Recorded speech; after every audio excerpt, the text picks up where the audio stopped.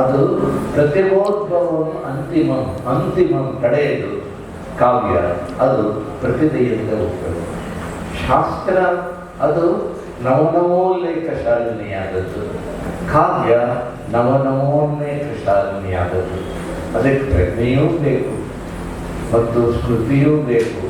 ಬಹಳ ನಾನಾ ಕಲೆಗಳಲ್ಲಿ ಒಂದು ರೀತಿಯ ಪ್ರಭುತ್ವ ಇಟ್ಕೊಂಡಿರ್ತಕ್ಕಂಥದ್ದಿದೆಯಲ್ಲ, ಅದರಿಂದ ಪ್ರಾಪ್ತವಾಗತಕ್ಕಂಥ ರೀತಿಗೆ ನನಗೆ ನೆನಪಾದದ್ದು ಶಾಂತಿವಾಸವರು ಇವತ್ತಿಲ್ಲಿ ಇರ್ತಕ್ಕಂಥ ಸ್ಮೃತಿ ಇದೆಯಲ್ಲ. ನಾನು ಹೇಳಿದೆ ಈಗ ಸ್ಮೃತಿ ಬೇಕು. ಸ್ಮೃತಿ ಏನು ನಮಗೆ ಕೊಡುತ್ತೆ, ಏನು ಹೇಳುತ್ತೆ? ಸ್ಮೃತಿ ವ್ಯತೀತ ವಿಷಯ, ಆಗೋಗಿರೋದನ್ನ ನಮಗೆ ಜ್ಞಾಪಕ.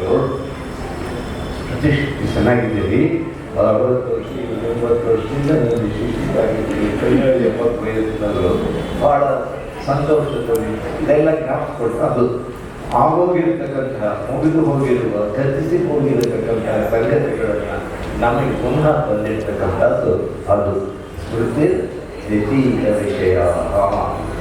ಆಮೇಲೆ ಜ್ಞಾಪಕಿಸ್ಕೊಂಡಕ್ಕೆಲ್ಲ ಬೇಕಲ್ಲ ನಮಗೆ ಸ್ಮೃತಿ. ಆಮೇಲೆ ಬುದ್ಧಿ ಬೇಕು ನಮಗೆ. ಬುದ್ಧಿ ಅದು ಸಕಾಲಿಕವಾದಂತಹ ಸಂಗತಿಗಳನ್ನು ಹೇಳುತ್ತೆ ನಮಗೆ. ಆದರೆ ಪ್ರಜ್ಞೆ ಇದೆಯಲ್ಲ, ಅದು ಸಾರ್ವಕಾಲಿಕಿ ಮತ. ಇದು ಪ್ರಜ್ಞೆಯಿಂದ ಇರ್ತಕ್ಕಂಥದ್ದು ಪ್ರಜ್ಞೋಪಜ್ಞ ಜ್ಞಾಪಿಸ್ಕೊಳ್ತಾ ಇದ್ದೀವಿ. ಅದು ನಮಗೆ ಬುದ್ಧಿ ಪ್ರಜ್ಞೋಪಜ್ಞ, ನಮಗೆ ಪ್ರಜ್ಞೆಯಿಂದ ನೆನೆಸ್ಕೊಂಡು ಬರ್ತಕ್ಕಂಥ ವ್ಯತ್ಯಾಸ.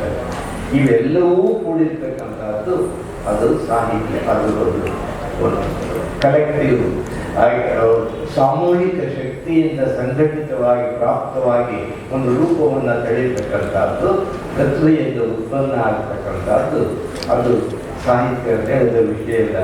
ಅಂತಹ ಕ್ಷೇತ್ರದಲ್ಲಿ ಕೆಲಸ ಮಾಡಿರ್ತಕ್ಕಂಥ ಇಬ್ಬರನ್ನ ಇವತ್ತು ನಾವಿಲ್ಲಿ ಸನ್ಮಾನ ಮಾಡಿದ್ದೇವೆ. ಮತ್ತು ಇಂತಹ ಕೆಲಸದಲ್ಲಿ ತೊಡಗಿದಂಥವರಿಗೆ ಆಶ್ರಯ ಕೊಡ್ತಕ್ಕಂಥ ಲಕ್ಷ್ಮೀನಾರಾಯಣಪ್ಪವರು ಇಲ್ಲಿ ಸಭೆಯಲ್ಲಿ ಉಪಸ್ಥಿತರಿದ್ದಾರೆ.